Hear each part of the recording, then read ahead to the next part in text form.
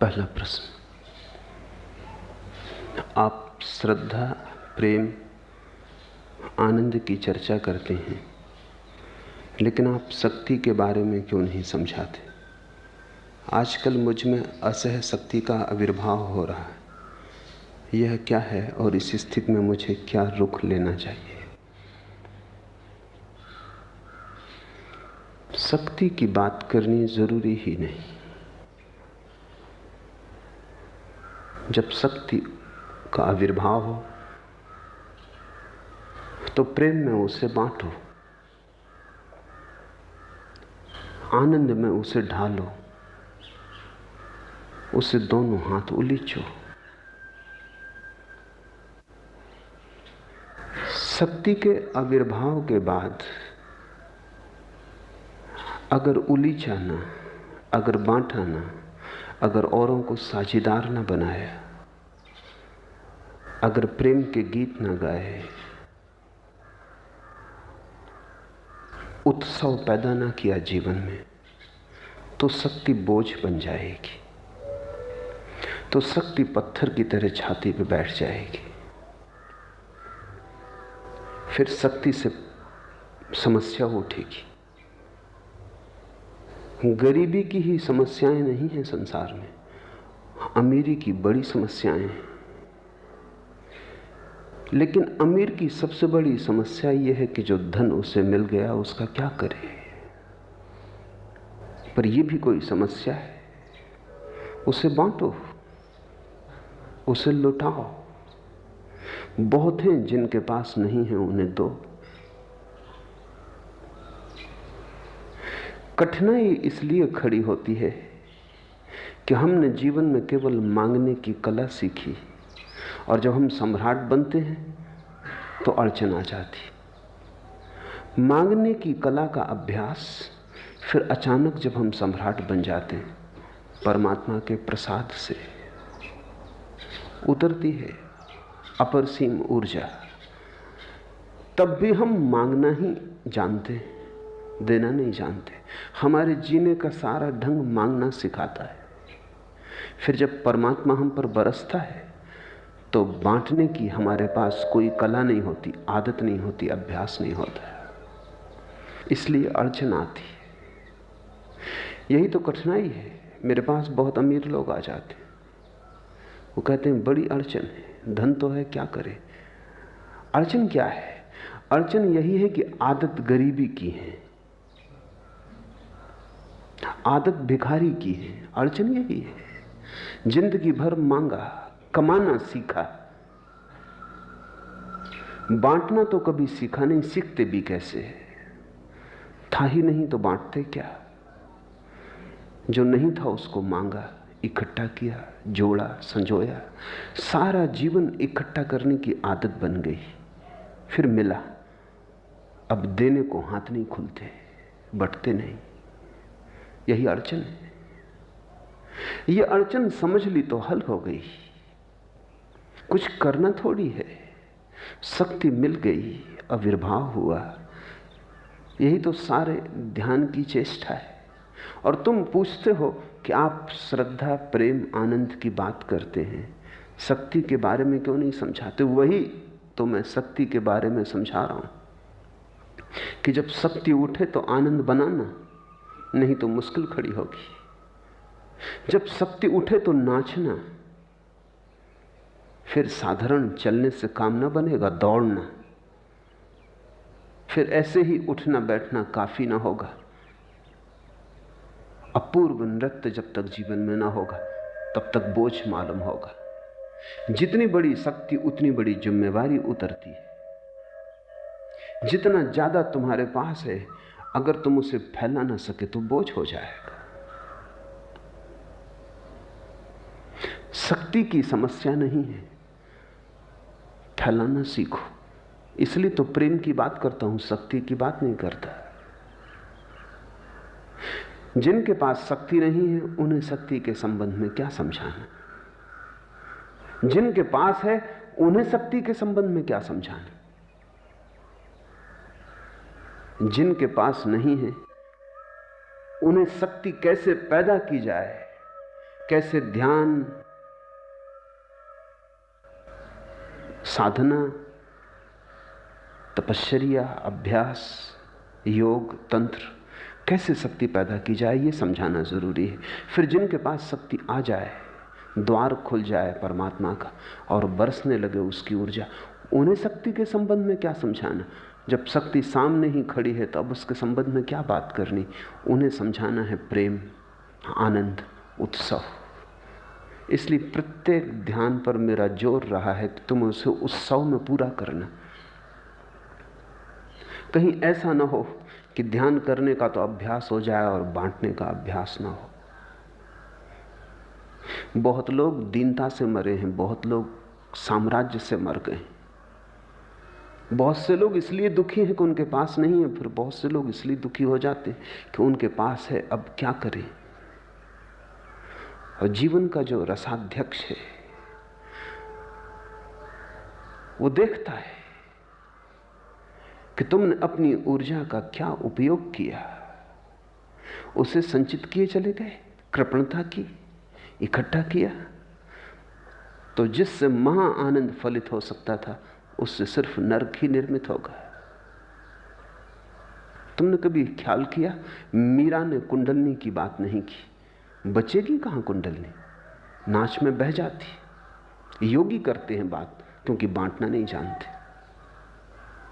कुंडलनी का अर्थ क्या है? ऊर्जा उठी है और बह नहीं पा रही है तो भीतर भरी मालूम पड़ती है। लेकिन मीरा में कहां बचेगी? भरने के पहले लुटाना आता है। आती भी नहीं कि बांट देती है, गीत बना लेती है, नाच ढाल लेती है, उत्सव में रूपांतरित हो जाती है। इसलिए मीरा ने कुंडलनी की बात नहीं की, चैतन्य ने कुंडलनी की बात नहीं की। तुम चकित हो गए, भक्तों ने बात ही नहीं की कुंडलनी की। क्या भक्तों को कभी कुंडलनी का अनुभव नहीं हुआ? एक महत्वपूर्ण सवाल है कि क्या भक्तों ने कुंडलनी को नहीं जाना? जाना, लेकिन इकट्ठा नहीं किया, इसलिए कभी समस्या न बनी। कृपण के लिए धन समस्या हो जाती, दाता के लिए कोई समस्या है? दाता तो आनंदित होता है कि इतने दिन तक बांटने की इतनी आकांक्षा थी, अब पूरी हुई जाती। मोहत्सिव तस्वीर के दानों पर ये गिनता रहा। रसाध्यक्ष जीवन का जो उत्सव जांच रहा है, देख रहा है, वो माला के दानों पर गिनता रहा। मोहत्सिव तस्बीह के दानों पर ये गिनता रहा, किन ने पी, किन ने न पी, किन किन के आगे जाम था। शक्ति का अर्थ है तुम्हारे आगे जाम है, अब पी लो। मत पूछो कि जाम का क्या करें, सामने प्याली भरी है, पियो और पिलाओ।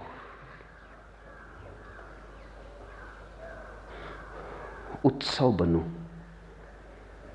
यहूदियों की अद्भुत किताब तालमुद कहती है, परमात्मा तुमसे यह न पूछेगा तुमने कौन कौन सी भूलें की। परमात्मा तुमसे यही पूछेगा कि तुमने आनंद के कौन कौन से अवसर गंवाए। तुमसे यह ना पूछेगा तुमने कौन कौन से पाप की। ये बात मुझे बड़ी जचती। परमात्मा और पाप का हिसाब लगे, बात ही ठीक नहीं। परमात्मा और पापों का हिसाब रखे। परमात्मा ना हुआ, तुम्हारा प्राइवेट सेक्रेटरी हो गया, कोई पुलिस का इंस्पेक्टर हो गया, कोई अदालत का मजिस्ट्रेट हो गया। परमात्मा ना हुआ, कोई आलोचक हो गया, कोई निंदक हो गया। परमात्मा की इतनी बड़ी आंखों में तुम्हारे पाप दिखाई पड़ेंगे, तुम्हारी भूलें दिखाई पड़ेंगी। नहीं, तालमुद ठीक कहता है, परमात्मा पूछेगा कि इतने सुख के अवसर दिए, उनको गंवाया क्यों? इतने नाचने के मौके थे, तुम बैठे क्यों रहे? इतने कंजूस क्यों थे, इतने कृपण क्यों थे? मैंने तुम्हें इतना दिया था, तुमने उसे बांटा होता, तुमने उसे बहाया होता। तुम एक बंद सरोवर की तरह क्यों रहे? तुम बहती हुई सरिता क्यों न बने? तुम कृपण वृक्ष की तरह रहे कि जिसने फूलों को न खिलने दिया कि कहीं सुगंध बट न जाए। तुम एक खदान की तरह रहे जो अपने हीरों को दबाए रही, कहीं सूरज की रोशनी न लग जाए। परमात्मा ने तुम्हारे सामने जीवन की प्याली भर के रख दी है, और एक बात समझ लेना कि तुम जितना इस प्याली पर दूसरों को निमंत्रित करोगे, उतनी ये प्याली भरती चली जाएगी। तुम इसे खाली ही ना करोगे तो ये बोझ भी हो जाएगी, और परमात्मा भरे कैसे इसे, और कैसे भरे? ये भरी हुई रखी है, तुम इसे उलीचो, खाली करो, तुम पर बोझ भी ना होगी, और परमात्मा को और भरने का मौका दो। जिसने एक आनंद की घड़ी का उपयोग कर लिया, उसके जीवन में 10 आनंद की घड़ियां उपलब्ध हो जाती। जो एक बार नाचा, 10 बार नाचने की क्षमता उसे उपलब्ध हो जाती। लेकिन ये बड़ी कठिन बात है। तुम कहते जरूर हो आनंद चाहते हैं, लेकिन तुम्हें आनंद के स्वभाव का कुछ पता नहीं। तुम्हें आनंद भी मिल जाए तो तुम उससे भी दुख पाओगे। तुम ऐसे अभ्यासी हो गए हो दुख के। दुख का स्वभाव है सिकुड़ना, आनंद का स्वभाव है फैलना। इसलिए जब कोई दुख में होता है तो एकांत चाहता है, बंद कमरा करके पड़ रहता अपने बिस्तर पर सिर को ढांप के, न किसी से मिलना चाहता, न किसी से जुलना चाहता, चाहता है मर ही जाऊं।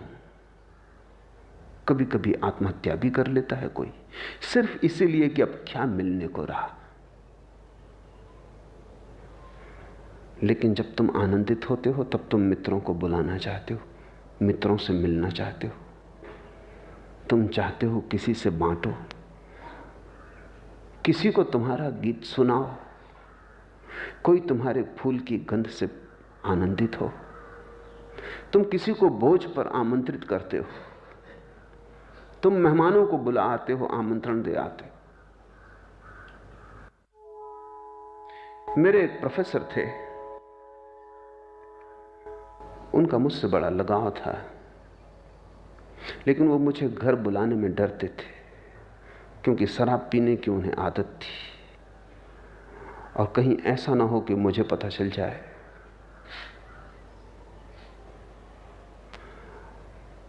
कहीं ऐसा ना हो कि मेरे मन में उनकी जो प्रतिष्ठा है वो गिर जाए। वो इससे बड़े भयभीत थे, बड़े डरे हुए थे, बहुत भले आदमी थे। पर एक बार ऐसा हुआ कि मैं बीमार पड़ा और उन्हें मुझे हॉस्टल से घर ले जाना पड़ा। 2 महीने में उनके घर पर था। बड़ी मुश्किल हो गई, वो पिए कैसे। 5-10 दिन के बाद तो भारी होने लगा मामला। मैंने उनसे पूछा कि आप कुछ परेशान हैं, मुझे कह ही दें। अगर आप ज़्यादा परेशान हैं या कोई अड़चन है मेरे होने से यहाँ, तो मैं चला जाऊँ वापस। उन्होंने कहा कि नहीं, पर मैं अपनी परेशानी कह देता हूँ कि मुझे पीने की आदत है। तो मैंने कहा, ये भी कोई बात हुई? आप पी लेते, लुक छिप के पी लेते, इतना बड़ा बंगला है। उन्होंने कहा, यही तो मुश्किल है कि जब भी कोई पीता है, असली पीने वाला, अकेले में नहीं पी सकता। 4-10 मित्रों को न बुलाऊं तो पी नहीं सकता, अकेले में भी क्या पीना। उन्होंने कहा, पीना कोई दुख थोड़ी है, पीना एक उत्सव है। वो बात मुझे याद रह गई। जब जीवन की साधारण मदिरा को भी लोग बांट के पीते हैं, तो जब तुम्हारी प्याली में परमात्मा भर जाए और तुम न बांटो, जब शराबी भी इतना जानते हैं कि अकेले पीने में कोई मजा नहीं, जब तक 4 संगी साथी ना हो तो पीना क्या। जब शराबी भी इतने होशपूर्ण हैं कि 4 को बांट के पीते, तो होश वालों का क्या कहना। बांटो, शक्ति का आविर्भाव हुआ है, लुटाओ। और ये भी मत पूछो किसको दे रहे हो, क्योंकि ये भी कंजूसों की भाषा है। पात्र की चिंता वही करता है जो कंजूस है। वो पूछता किसको देना, पात्र है कि नहीं। 2 पैसा देता है तो सोचता है कि ये आदमी 2 पैसे का क्या करेगा। ये भी कोई देना हुआ, अगर हिसाब पहले रखा कि ये क्या करेगा। ये तो देना ना हुआ, ये तो इंतजाम पहले ही न देने का कर लिया। ये तो तुमने इस आदमी को न दिया, सोच विचार के दिया। मेरे एक मित्र थे, बड़े हिंदी के साहित्यकार थे, हिंदी साहित्य सम्मेलन के अध्यक्ष थे और भारतीय संसद के सबसे पुराने सदस्य थे। 50 साल तक वो एमपी रहे। उनका जुगल किशोर बिरला से बहुत निकट संबंध था। मेरे काम में उन्हें रस था।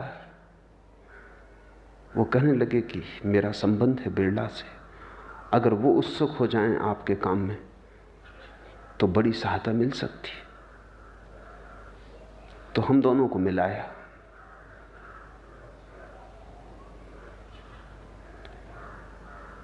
बिरला मुझसे बातचीत किए, उत्सुक हुए,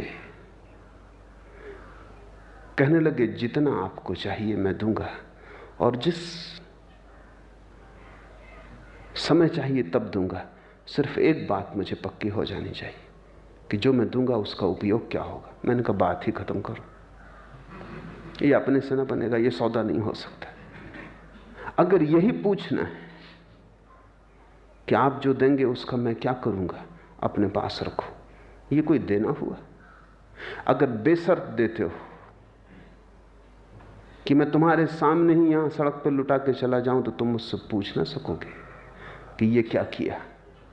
क्योंकि देने के बाद अगर तुम पूछ सको तो तुमने दिया नहीं, और देने के पीछे पहले ही अगर तुम पूछने का इंतजाम कर लो और पहले ही शर्त बांध लो तो तुम किसी और को देना। ये शर्तबंद बात मुझसे ना बनेगी। वो बात टूट गई, आगे चलने का कोई उपाय ना रहा। लोग देते भी हैं। अब बिरला जैसा धनपति भी हो, वो भी देता है तो शर्त रख के देता है कि क्या काम में आएगा, किस काम में लगाएंगे। तो वो मुझे नहीं देता, अपने ही काम को देता है। उल्टे मुझे भी सेवा में संलग्न कर रहा है। ये देना ना हुआ, मुझे मुफ्त में खरीद लेना हुआ।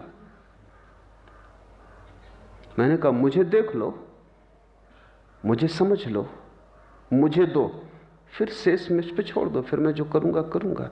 उसके संबंध में कोई बात फिर ना उठेगी। पात्र अपात्र की क्या चिंता करनी। फूल खिलता है तो इसकी थोड़ी फिक्र करता है कि कोई पास से आ रहा है, वो सुगंध का ज्ञाता है कि अमीर है या गरीब है, कि सौंदर्य का उपासक है या नहीं। फूल इसकी थोड़ी फिक्र करता है। फूल खिलता है तो सुगंध को लुटा देता है हवाओं में। राह से कोई ना भी गुजरता हो, निर्जन हो रहा है तो भी लुटा देता है। जब बादल भरते हैं तो इसकी थोड़ी फिक्र करते हैं कहां बरस रहे हैं। भराव से बरसते, इतना ज्यादा है कि बरसना ही पड़ेगा। तो पहाड़ पे भी बरस जाते हैं जहां पानी की कोई जरूरत नहीं। झीलों पर भी बरसते हैं जहां पानी भरा ही हुआ है। ये थोड़ी सवाल है कि कहां बरसना। बरसना, अगर तुम जीवन को देखोगे तो बेशर्त पाओगे। वहां उत्सव बेशर्त है, वहां नाच अहिर्निश चल रहा है।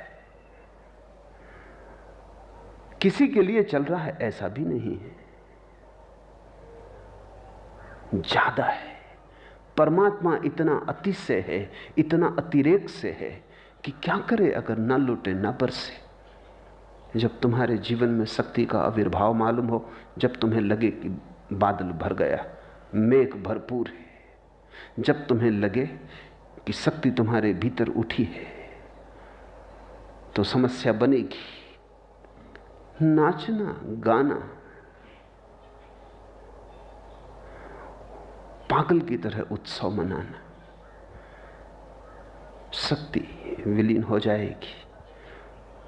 और ऐसा नहीं है कि तुम पीछे शक्तिहीन हो जाओगे। शक्ति को बांटकर ही कोई वस्तुतः शक्तिशाली होता है, क्योंकि तब उसे पता चलता है झरने अनंत हैं, जितना बांटो उतना बढ़ता जाता है। मोहत सिर्फ तस्बीह के दानों पर यह गिनता रहा। ध्यान रखना, रसाध्यक्ष बैठा है, माला फेर रहा है, वो माला के दानों पर गिन रहा है, किन ने पी, किन ने ना पी, किन किन के आगे जाम था। और एक ही पाप है जीवन में, और वो पाप है बिना उत्सव के विदा हो जाना, बिना नाचे, बिना गीत गाए विदा हो जाना। तुम्हारा गीत अगर अनगाया रह गया, तुम्हारा बीज अगर अनफूटा रह गया, तुम जो लेके आए थे वो गंध कभी 10 दिशाओं में न फैली, तो परमात्मा तुमसे जरूर पूछेगा। इसलिए जब शक्ति उठती तो सवाल उठता है कि अब क्या करें। हिसाब मत लगाओ, बेहिसाब लुटाओ। सभी पात्र हैं, क्योंकि सभी पात्रों में वही छिपा है। हर आंख से वही देखेगा नाच, और हर कान से वही सुनेगा गीत, हर नासारंध से सुवास उसी को मिलेगी। एक बौद्ध साध्वी थी, उसके पास सोने का छोटी सी बुद्ध की प्रतिमा थी, स्वर्ण की।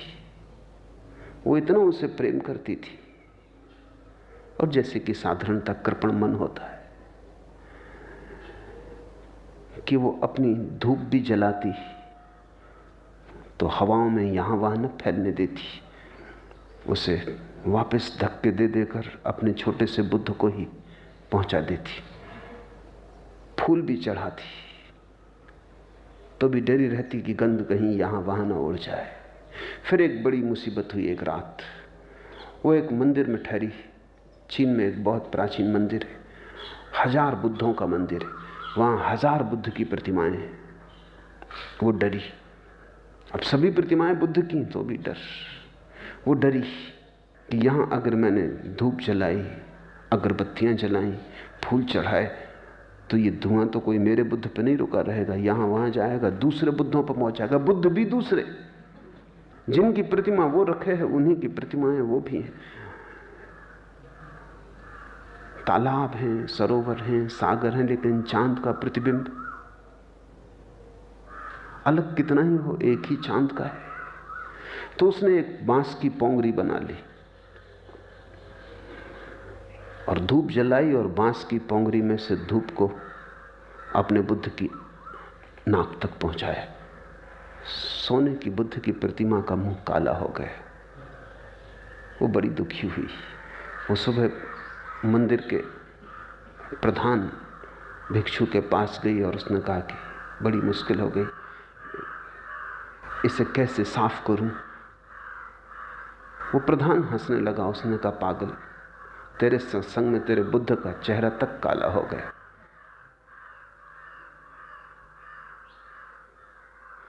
गलत साथ करो, ये मुसीबत होती।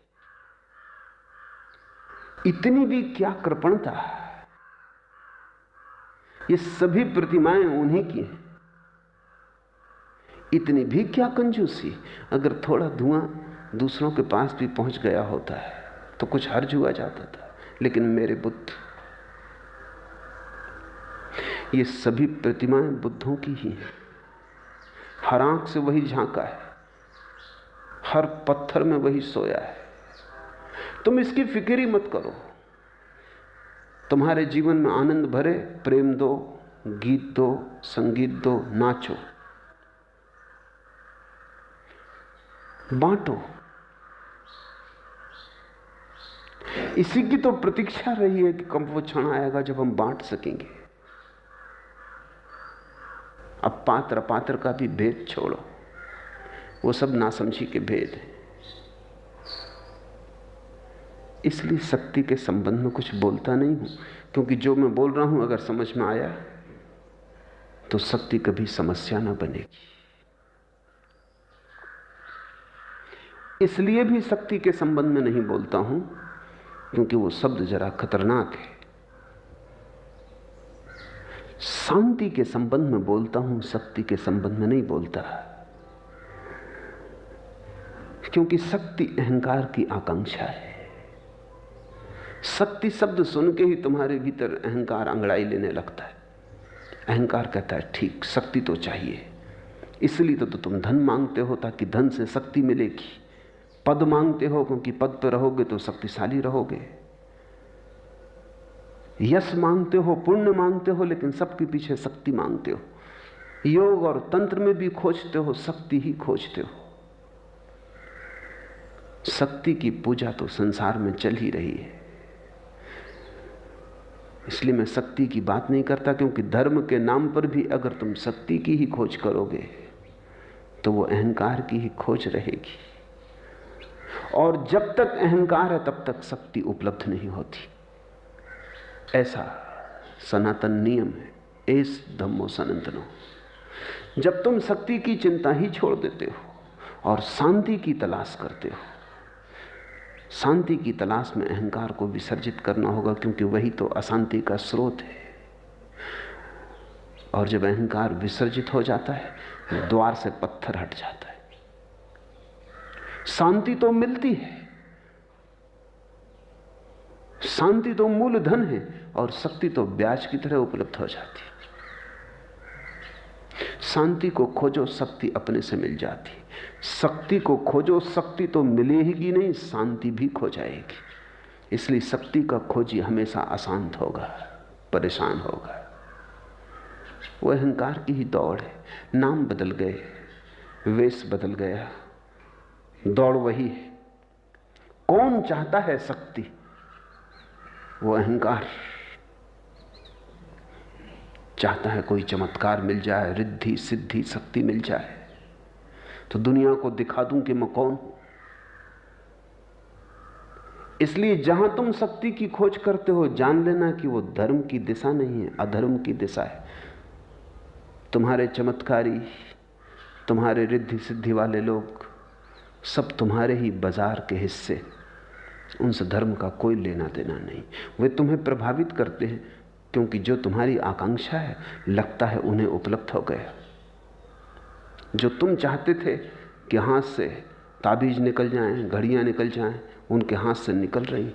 तुम चमत्कृत होते हो कि धन्य, उनके पीछे चल पड़ते हो कि जो इनको मिल गया है, किसी न किसी दिन इनकी कृपा से हमको भी मिल जाएगा। लेकिन घड़ियां निकाल भी लोगे तो क्या निकाला? जहां परमात्मा निकल सकता था वहां स्विस घड़ियां निकाल रहे हो। जहां शाश्वत का आनंद निकल सकता था वहां राख निकाल रहे हो। चाहे विभूति कहो उसको, क्या फर्क पड़ता है? जहां परमात्मा की विभूति उपलब्ध हो सकती थी वहां राख नाम की विभूति निकाल रहे हो। मदारीगिरी है, अहंकार की मदारीगिरी है। लेकिन अहंकार की वही आकांक्षा है। शक्ति की मैं बात नहीं करता, क्योंकि तुम तो तत्क्षण उत्सुक हो जाओगे उसमें कि कैसे शक्ति मिले, बताएं। उसमें अहंकार तो मिटता नहीं, अहंकार और भरता हुआ मालूम पड़ता है। तो मैं तुम्हें मिटाता नहीं, फिर मैं तुम्हें सजाने लगता हूं। यही तो अड़चन है मेरे साथ। मैं तुम्हें सजाने को उत्सुक नहीं हूं, तुम्हें मिटाने को उत्सुक हूं, क्योंकि तुम जब तक न मरो तब तक परमात्मा तुम में आविर्भूत नहीं हो सकता। तुम जगह खाली करो, तुम सिंहासन पर बैठे हो, तुम जगह से हटो, सिंहासन रिक्त हो तो ही उसका अवतरण हो सकता है। जैसे ही तुम शांत होगे, अहंकार सिंहासन से उतरेगा, तुम पाओगे शक्ति उतरनी शुरू हो गई। और ये शक्ति बात ही और है जो शांत चित्त में उतरती, क्योंकि अब अहंकार रहा नहीं जो इसका दुरुपयोग कर लेगा। अब वहां कोई दुरुपयोग करने वाला ना बचा। इसलिए जान के ही उन शब्दों का उपयोग नहीं करता हूं जिनसे तुम्हारे अहंकार को थोड़ी सी भी खुजलाहट हो सकती। तुम तो तैयार ही बैठे हो खुजाने को, जरा सा इशारा मिल जाए कि तुम खुजा डालोगे। तुम तो खाज के पुराने शिकार हो। तुम्हें जरा सी इशारे की जरूरत है कि तुम्हारी आकांक्षा के घोड़े दौड़ पड़ेंगे। तुम सब लगामें छोड़ दोगे। नहीं, मैं शांति की बात करता हूं, मैं मृत्यु की बात करता हूं, निर्वाण की बात करता हूं, शून्य होने की बात करता हूं, क्योंकि मुझे पता है कि तुम जब शून्य होगे तो पूर्ण तो अपने आप चला आता है। उसको चर्चा के बाहर छोड़ो, चर्चा से नहीं आता, शून्य होने से आता है। शक्ति की बात ही मत करो, वो तो शांत होते मिल ही जाती, वो तो शांत हुए आदमी का अधिकार है। जब मिल जाए तो तुम क्या करोगे? इसलिए मैं आनंद, उत्सव और प्रेम की बात करता हूं। तुम जैसे हो अभी प्रेम कर ही नहीं सकते, अभी तो तुम्हारा प्रेम धोखा है। तुम जैसे हो आनंदित हो ही नहीं सकते, अभी तो आनंद केवल मुंह पर पोता गया झूठा रंग रोगन है। अभी तुम जैसे हो हंस ही नहीं सकते, अभी तुम्हारी हंसी ऊपर से चिपकाई गई है, मुखौटा है। किसी ने पूछा है,